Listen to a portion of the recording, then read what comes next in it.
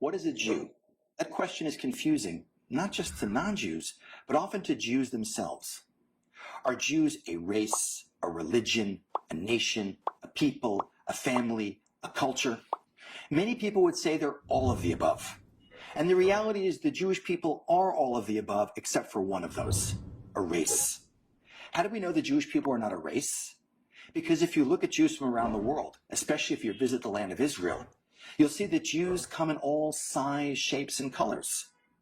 And besides that fact, anyone can join the Jewish people. If it was a racial definition, you can't join a race.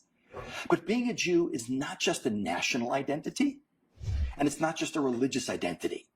It's not just like being American or French or English or Russian, and it's not just like being a Christian or a Muslim or a Buddhist. It's both. There's a national component and a religious component to the Jewish people. There is a faith, but even a Jew who's not observant, who professes to not even believe in God, is still part of the Jewish people. And there's also a national component. But even a Jew who lives in Israel who's not observant is still part of the Jewish people.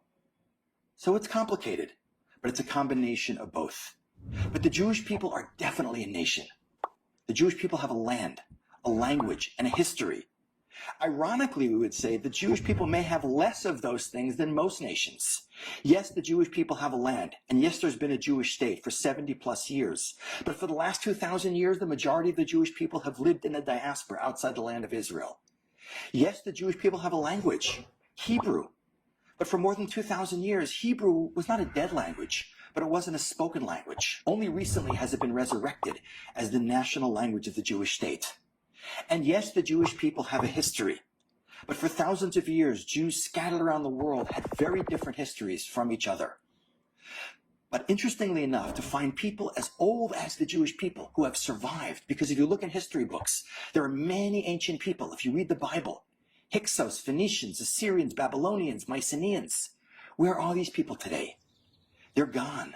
If you want to visit them, you have to go to a museum or a history book. So ironically, the Jewish people, the Jewish nation, that has had such a crazy history and has spent so much of its time as a nation scattered around the world, is one of the oldest surviving nations on the planet Earth. Back in the land of Israel today, after 2,000 years of exile, the Jewish people have taken a licking, but they kept on ticking. I'm Ken Spiro, and you're watching JTV.